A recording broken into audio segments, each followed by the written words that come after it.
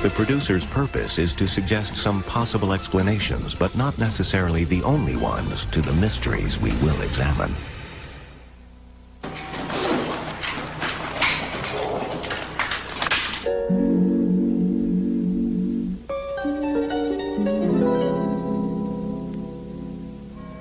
Vienna, December 21st, 1975.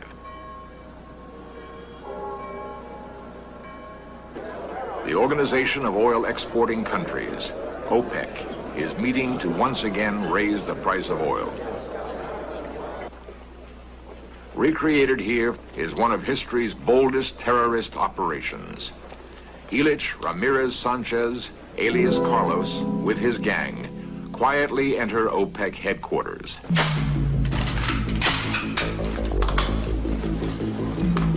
Their plan? Hold the powerful oil ministers hostage and kill the two most important members, the oil minister of Iran and of Saudi Arabia. Who is Carlos? How did he dare dictate terms to OPEC and become the most wanted man in the world?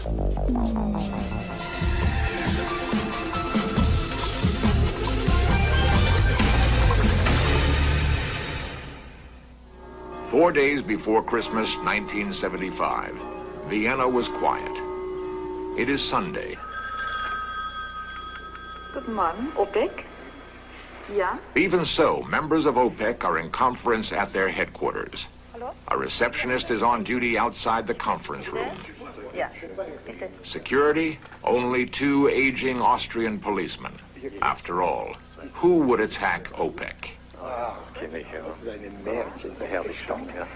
Less than a mile away, a squad of Einsatzkommando, Austrian anti-terrorist police, is on duty. This unit has been in existence since the Munich Olympic murders of 1973. Christmas carols take the place of crime reports on the radio.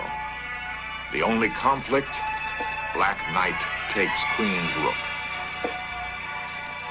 Carlos' attack on OPEC headquarters is recreated.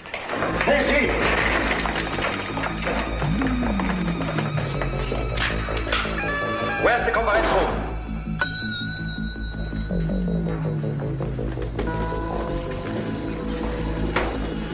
Are you a policeman? Yes? Hallo, es wird geschossen. Hallo. The receptionist tries to call police. Geschossen. Hier ist OPEC. Hier wird geschossen. Hallo. Hallo, hier ist OPEC. Es wird geschossen. Carlos was trained by Soviet KGB agents in Havana and Moscow. He taught his followers that intimidation is a powerful terrorist tool.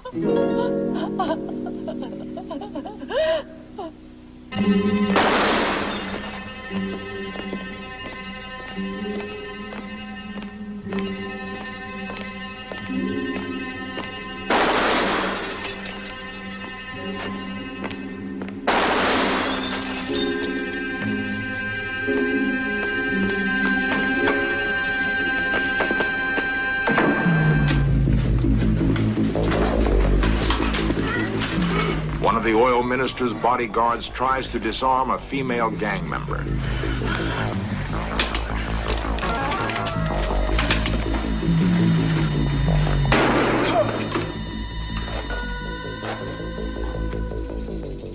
Mischance keeps making the operation bloodier.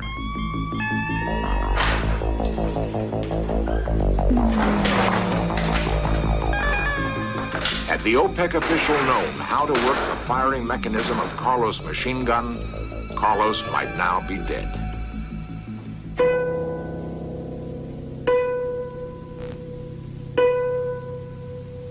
The conference room, now a prison for the hostages, is mined with plastic explosives. To further intimidate his captives, Carlos has ordered some charges be real, some be fake. But which terrified prisoner will risk his life to find out? Down! Get down! Everybody down!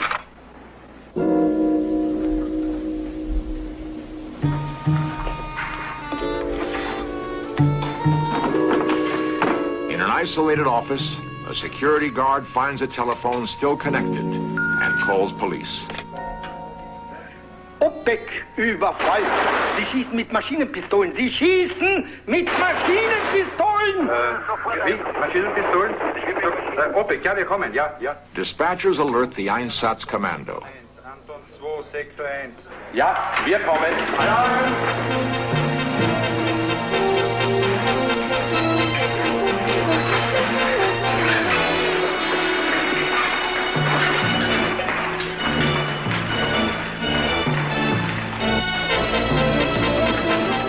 By day's end, 500 armed men would surround the OPEC headquarters. As the commando squad races toward OPEC, Chancellor Kreisky is summoned to Vienna from holiday to negotiate with Carlos. Carlos knows he's in a strong bargaining position. He holds 62 hostages at gunpoint in the conference room. But still, no one knows what Carlos wants. By now, the police are in the building. The terrorists open fire on the commandos. A 20-minute firefight ends in stalemate. The police pull back.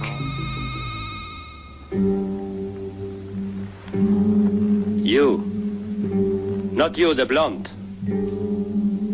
Confident now, Carlos chooses the most attractive secretary among the hostages and dictates his demands for delivery to the Chancellor of Austria.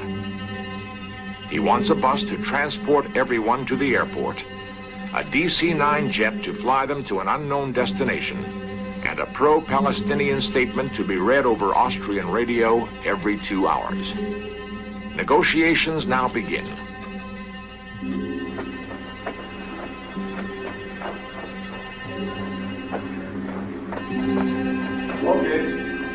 An Iraqi diplomat acts as go-between for Carlos and Chancellor Kreisky.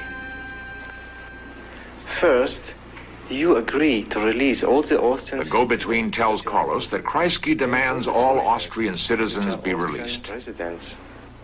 I command here. Not Kreisky, not anybody else. Me, Carlos, I give the orders. I decide who goes and who stays. Didn't you tell him who I am? I told him, you are Carlos, the famous Carlos. Flattered, his ego boosted, Carlos agrees to leave right. most of the hostages behind. I wasn't going to take them anyway. Throughout the operation, Carlos lost no opportunity to remind his hostages and the police that he was the same Carlos wanted throughout Europe for bombings, assassination attempts, and the cold-blooded killing of at least 6 men. Kreisky then gives in to Carlos' demands. Now, he has succeeded in bringing Austria and the mighty OPEC to their knees. At dawn the next day, Carlos leaves OPEC with 35 hostages. This is actual film of that morning. Here, Carlos plays out a bizarre scene, shaking hands and even embracing those he had terrorized hours earlier. Psychiatrist Dr. Frederick Hacker is author of the book Crusaders, Criminals, and Crazies. Well, we see that very often, that some kind of strong emotional and affective ties develop between kidnappers and captured, particularly when the siege goes on for a longer time. And it seems as if a we group, so to speak, is forming that then turns against everybody who does not belong to that, namely the police, even the relatives of the victims. And it is this strange communion that seems to form in the face of extreme danger that engages our attention. Outside OPEC headquarters, the police stood aside.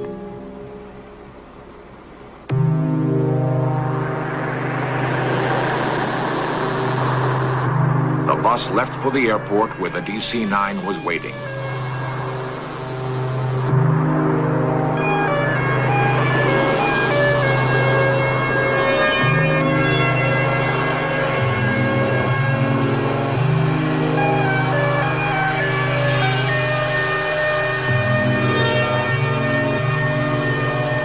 The world worldwide press condemned Chancellor Kreisky as being soft on terrorism.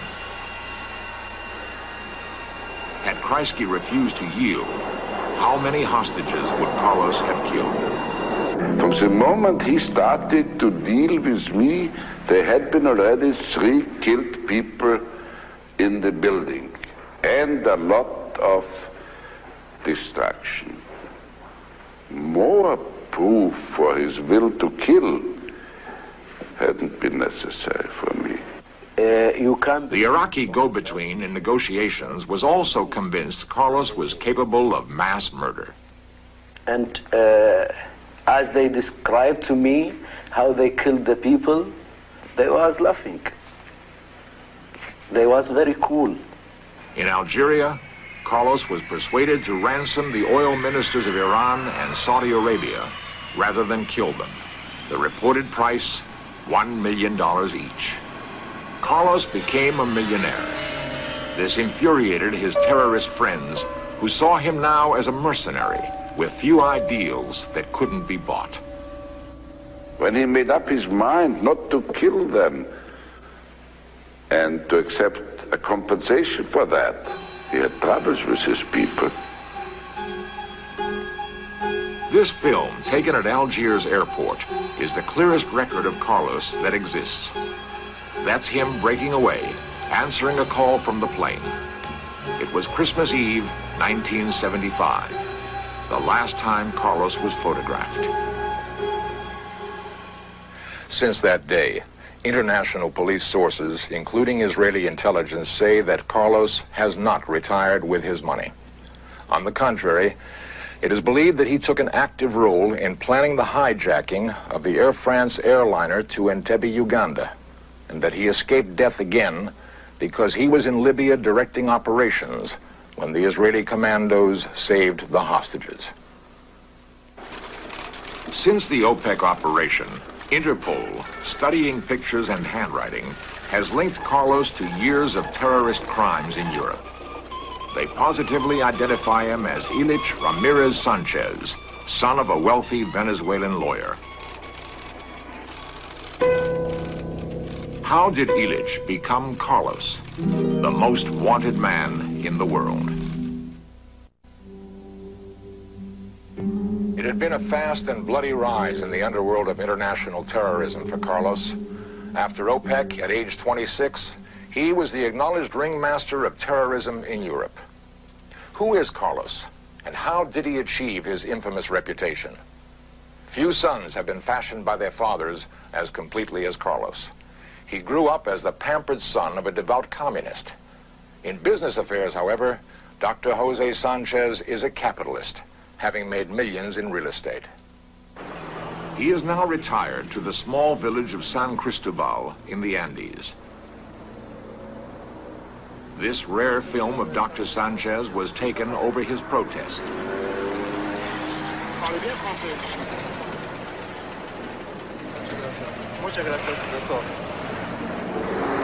Later, despite his protest, the camera caught him again. Dr. Sanchez now describes his son as the general of world terrorism, and the father completely supports his son's methods. In 1966, Carlos moved to London and lived with his mother, who had now separated from the father. It was swinging London then, and on father's money, life was good. Shopping in Carnaby Street for flashy clothes. Carlos was fascinated by James Bond films and loved music of the Beatles. Seen here with his mother and a girlfriend, he became a popular young bachelor on the diplomatic cocktail circuit. He acquired a taste for the best Napoleon brandy and lost heavily in poker. Swinging London life stopped abruptly when father reasserted his influence.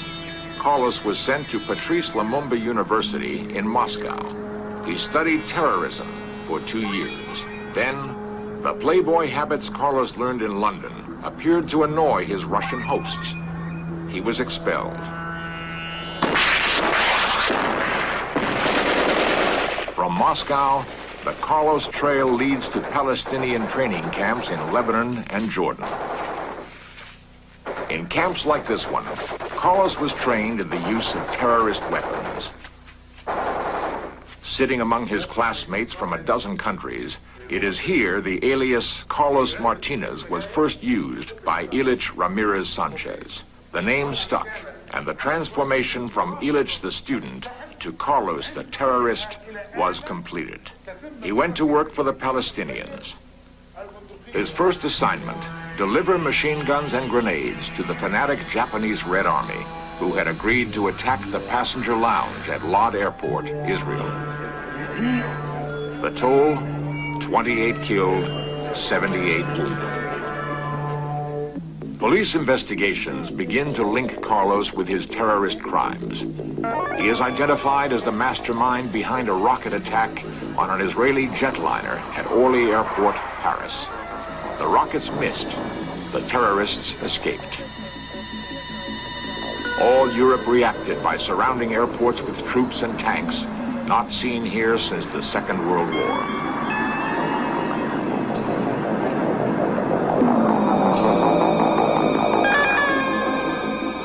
In London, as well as other European cities, Carlos juggled affairs with almost a dozen women. He prided himself as a great lover, and through his extraordinary appeal, used women to provide safe havens. In London, one such lover is Angela Atayola, a Spanish waitress. Here, Angela is escorted to jail by Scotland Yard agents. In her apartment under the bed, they found a suitcase. It contained a hit list of potential assassination victims, explosives, ammunition, and guns, one of which was used in the attempted assassination of British businessman Edward Seif. Carlos himself always miraculously managed to escape.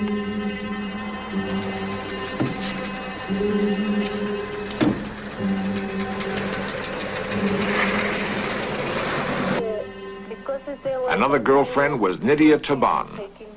She was arrested, jailed for a year, and deported to South America. Used and discarded, women are left behind, caught in the police dragnet for Carlos. An hour's flight away, in Paris, a favorite girlfriend was Nancy Sanchez, a Venezuelan student. Carlos told Nancy he was a businessman. He spent long hours on her telephone and often went on business trips. Why would some women find a murderer like Carlos appealing? Well, I think that aside from probably being personally attractive, this kind of dangerous life has a kind of heroic attraction to a number of people. I understand movies and television shows are being made about such characters that probably use the same type of charismatic attraction that he also uses in his personal life. A friend of Nancy Sanchez and Carlos was Angela Armstrong, a British secretary. Angela remembers constant parties at Nancy's apartment at 9 Rue Tuillier whenever Carlos returned from business trips.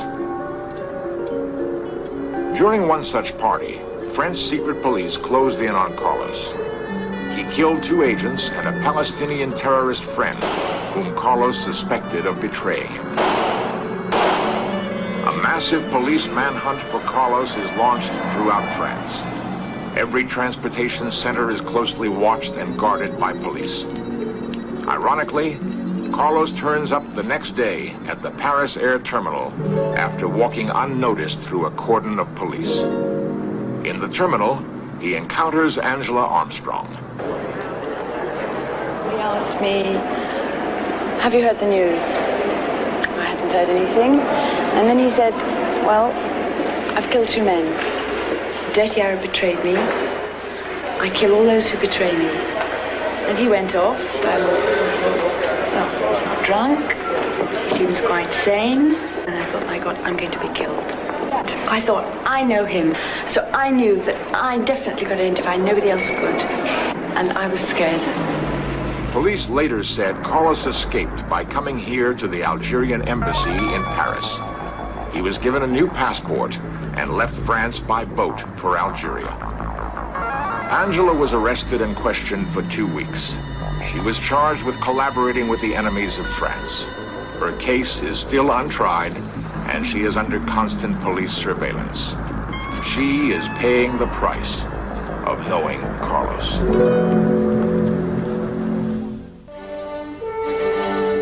The high cost of combating terrorism is affecting us all. We pay for increased security at airports.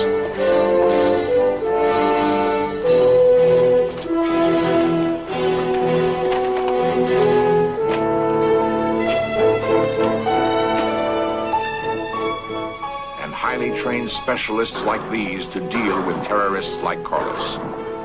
In France, for example, the groupe d'intervention de la gendarmerie trained constantly for the day they might be called upon to combat Carlos or his terrorist friends. Anti-terrorist squads are on round-the-clock alert, not only in France, but in the United States, Britain, West Germany, and Israel as well. They are constantly spending money to develop new weapons and tactics. To a man, they believe it is not a question of whether Carlos will strike again, but when, where, and how.